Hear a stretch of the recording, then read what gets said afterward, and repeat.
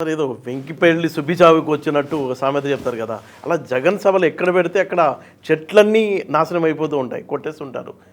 ఎందుకు ఆయన మనస్తత్వం ఏంటి సార్? ఇది చాలా దుర్మార్గం అండి. ఆయన జగన్మోహన్ రెడ్డి సభ పెడుతున్నాడన్న, ఆయన పర్యటనకు వస్తున్నాడన్న జనాలందరికీ గుండెల్లో రైళ్లు పరిగెడుతూ ఉన్నాయి. సహజంగానే ఒక విఐపి చీఫ్ మినిస్టర్ రేంజ్లో వాళ్ళు వెళ్తుంటే ట్రాఫిక్ అంతరాయం ఇలాంటివన్నీ సహజంగానే ఉంటాయి. ట్రాఫిక్ని ఆపడం ఇవన్నీ. ఇంకా వాళ్ళు అడుగు ముందుకేసి స్కూల్ సెలవులు, వ్యాపారాలు కూడా ముగించేయడం, పరదాలు కట్టడం ఇవన్నీ కొంచెం ఒక అడుగు ముందుకే చేస్తున్నారు. అన్నిటికన్నా పరాకాష్ట ఏంటంటే చెట్లు కొట్టించడం. దారుణం అది.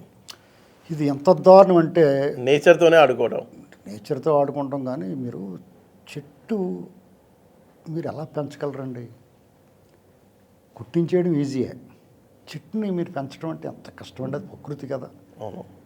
చంద్రబాబు నాయుడు గారు ఆయన హయాంలో కోట్లాది మొక్కలు, ఒక ఐఏఎస్ ఆఫీసర్ చెప్పాడు, అన్ని మొక్కలు వేయించలేమండి అంటే ప్రయత్నం చేయండి అయ్యా. ఇప్పుడు దేశమంతా కూడా ప్రతి ఒళ్ళు మొక్కనే గిఫ్ట్కి ఇస్తున్నారు కదా. మొక్కను పెంచండి. పర్యావరణం కదా, మన ప్రకృతి కదా, మన తల్లి కదా, ప్రకృతి ఒళ్ళో ఉన్నాం కదా మనం. అవును. అలాగని మొక్కలకేమీ భాష రాదు, లేకపోతే మొక్కలకి జీవం లేదనుకుంటున్నారు మీరు. డెఫినెట్గా మనకి ఏం ఫీలింగ్స్ ఉన్నాయో మొక్కకు కూడా ఉంటాయండి అన్ని ఫీలింగ్స్. మీకు ఒక విషయం చెప్పాలా, ఇది నేను 2-3 చోట్ల చెప్పాను, అయినా సరే నా బాధ మీతో కూడా పంచుకోవాలి. ఇది ఒక ఆవేదన ఎలా ఉంటుందంటే, ఒక మొక్క తాలూకు, ఒక చెట్టు తాలూకు, చెట్టుని మీరు మనిషిగా భావించాలి, మీ ఆప్తుల్లాగా ఆత్మీయుల్లాగా భావించాలి. ఎందుకంటే మీకు నీడనిచ్చి, పళ్ళునిచ్చి, మీతో పాటు జీవించి, ఆ నీడలో కదా మీరు ఆడుకుంటారు చిన్నప్పుడు. మాకు ఒక చెట్టు, మామిడి చెట్టు ఉండేది, విశాలమైన కాండం, చుట్టుకొలత కనీసం 5-6 మనుషులు చుట్టుకొలత, చేతులు బారులు పట్టుకుంటే కూడా చుట్టుకొలత ఎంత వస్తుందో అంత లావు ఉన్న మా మాను, విశాలమైన కొమ్మలు, పెద్ద లావుగా ఉండి, అందుకే మనం నడుచుకుంటా మా చిన్నప్పుడు మేము పరిగెట్టుకు వెళ్ళిపోయేవాళ్ళం ఆ కొమ్మల మీద. అంటే అటు ఇటు తోలకుండా ఒక చిన్న కారిడార్, ఒక 1000 చదరపు అడుగుల అపార్ట్మెంట్ నుండి అపార్ట్మెంట్లో కారిడార్ ఎలా ఉంటుందో అంతంత ఉండేది ఒక్కొక్క కొమ్మనే. అంటే యథేచ్ఛగా పరిగెట్టేసేవాళ్ళు మేము.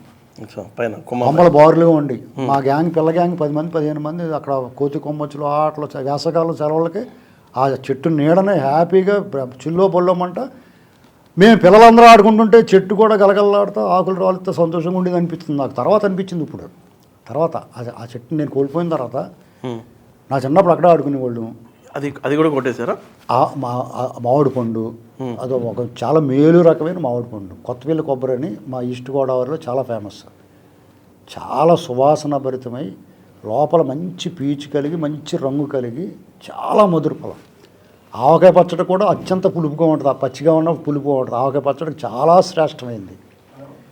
అది మాకు ఒక చెట్టు ఉండేది. నాకు మా ఇల్లు ఒక 6 గుంటలు 6 ఎకరం పైన దొడ్లో ఇల్లు ఉంటే దీన్ని ప్రత్యేకించి దాదాపు ఓ 2 గుంటల నేల, ఒక 20 సెంట్ల నేల ఆక్రమించుకుని ఉండేది.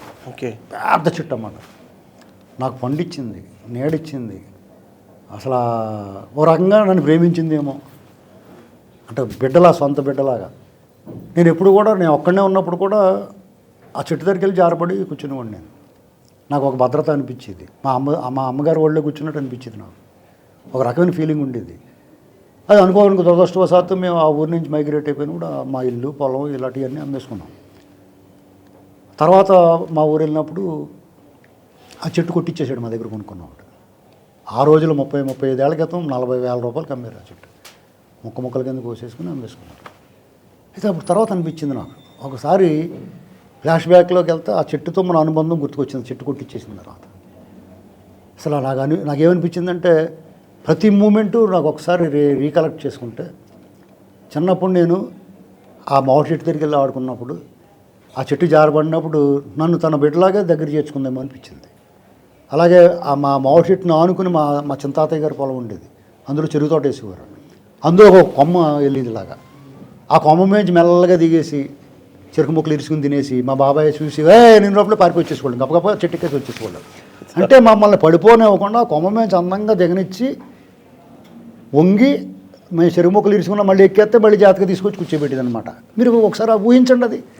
లేదంటే ఎందుకు పడిపోకుండా ఉంటాం మేము? చిన్నపిల్లలం కదా, మాకు అప్పుడు 10 ఏళ్ళు 12 ఏళ్ళు వయసు, 8 ఏళ్ళు 9 ఏళ్ళు వయసులో ఉంటాం. అలాగే తొలి పండు అది చాలా సువాసన భరితం. ఒక్క పండు పడిందంటే ఇంచుమించి చాలా 100 గజాల అవతలకు వాసన వస్తుంది. అచ్చా. ఆ పండు నేను తీసుకుంటే చాలా సంతోషించింది అన్నమాట. నేను వారసుడిని కదా. అవును. మా తాతయ్య గారు నాటాడు దాన్ని, ఆ చెట్టుని. మా ముత్తాత నాటు ఉంటాడు. ఆ పండు నేను తింటే తను సంతోషించి ఉంటుంది. ఇప్పుడు మీ తల్లి తను ఇందులో వండిన వంటకం కానీ ఏదైనా తయారు చేసింది కానీ మీకు పెడితే మీరు తింటే తృప్తి ఉంటుంది. అవును. అలా ఫీల్ అయ్యిందేమో అనిపించింది. నేను అప్పుడప్పుడు కాలేజీ చదువుకి ఊరు వెళ్ళిపోయినా, నేను కనపడకపోయినా, తర్వాత మళ్ళీ కాలేజీ నుంచి వచ్చి చెట్టు దగ్గరికి వచ్చినప్పుడు ఆకులు రాల్చి ఆకులు కొమ్మలు ఊగి తన సంతోషాన్ని వ్యక్తం చేసేదేమో అనిపించింది నాకు. అసలు అది రకమైన ఫీలింగ్ అండి. నిజంగా ఇప్పుడు తలుచుకుంటే నిజమే అనిపిస్తుంది కదా. నిజమే అనిపిస్తుంది మీరు చెప్తుంటే నాకు. ఇప్పుడు నన్ను పెళ్లి కొడుకుని చేశారు నా మ్యారేజ్ అప్పుడు. అప్పుడు నా సిగరెట్ అలవాటు ఉంది కాబట్టి చుట్టాలందరి ముందు కాల్చడం ఎందుకని చెట్టు మీద దగ్గరికి వచ్చి సిగరెట్ కాల్చుకుంటే, చెట్టు దగ్గరికి వచ్చి సిగరెట్ కాల్చుకుంటుంటే మరి నాకు అక్షంతలు వేసింది ఆకులు కాల్చి నా మీద. అది నా తర్వాత అనిపించింది, ఓహో సడన్గా ఆకులు ఎందుకు రాలినాయి నా మీద అంటే నాకు అక్షంతలు వేసింది అనమాట. తర్వాత మేము ఊరి నుంచి మైగ్రేట్ అయిపోయినప్పుడు ఏదో వెళ్ళిపోతున్నారు అనుకుని ఉంటుంది, ఒత్తళ్ళే అనుకుని ఉంటుంది. తర్వాత నీకు కనిపించకపోతే ఏమైపోయాడని చాలా ఆవేదనతో ఎదురు చూసి ఉంటుంది. ఎప్పటికన్నా వస్తాననుకుని ఉంటుంది. నేను కనీసం చూడలేదు, చాలా నిర్దయుడిని కదా నేను.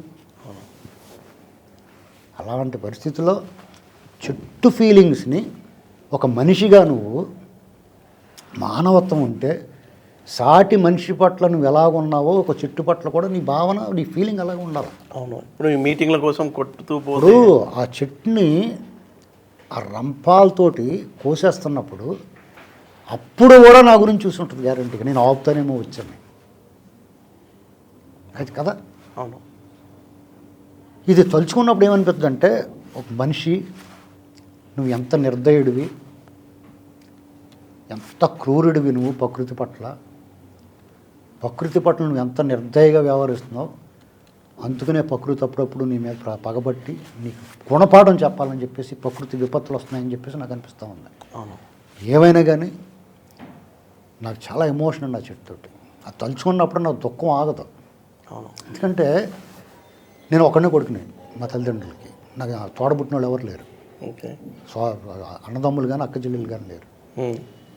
నేను ఒక్కడనే అయినప్పుడు నాకు తనే తోడు నీడ. అవును. నేను ఒక్కడనే కూడా ఆడుకునేవాడిని వెళ్ళి. నాకు అసలు భయం ఉండేది కాదు. అవును. అంటే సాధారణంగా అంత పెద్ద చెట్టు దగ్గరికి వెళ్ళి ఒక్కడికే గుండెలు జారిపోతాయి. అక్కడ చూస్తే పక్కన 2-3 చిన్న చెట్లు గట్ట ఉంటాయి అక్కడ. ఎవడన్నా ఒక్కడే వెళ్ళగలడు అక్కడికి. అయినా సరే ఏ రోజు నాకు ఇన్సెక్యూరిటీ లేదు, భయం లేదు. ఆ చెట్టు మీద యథేచ్ఛగా ఒక్కడనే కూర్చుని ఆడుకునేవాడిని నేను. తర్వాత మా గ్యాంగ్ అంతా చేరేవారు. అలాంటిది ఇప్పటికీ కూడా నేను ఇప్పుడు కొనుక్కోగలను. అది ఉంటే ఆ స్థలం కొనుక్కోగలను, ఆ ఇల్లు నేను మళ్ళీ తిరిగి కొనేసుకోగలను. కానీ ఆ చెట్టే లేదు కదా. అసలు ఇది మీ కళ్ళలో నుంచి నీళ్ళు వచ్చేస్తున్నాయి సార్. అటువంటి పరిస్థితుల్లో ఎవడైనా సరే చిన్న కరివేపాకు మొక్క రొబ్బ చింపాలన్నా ఆలోచించండి ఒకసారి. కరివేపాకు రెమ్మలో ఆ రొబ్బలో చింపుకోండి తప్ప కొమ్మలు విరవద్దు దయచేసి. ఆలోచించండి. ఎంతకన్నా మనం చెప్పలేం. అంటే ఫ్యాక్షన్ గురించి చూపించేటప్పుడు సినిమాల్లో పొలాలపై పడి కోసేయడమే చూపిస్తారు కదా సార్. అదే ఇక్కడ కనిపిస్తుంది అనుకో. చాలా దుర్మార్గం అండి. జగన్మోహన్ రెడ్డి అత్యంత పాపం చేశాడు. ఈ ప్రకృతి మనం వదిలినా, మోడీ వదిలినా ప్రకృతి మాత్రం వదలలేదు.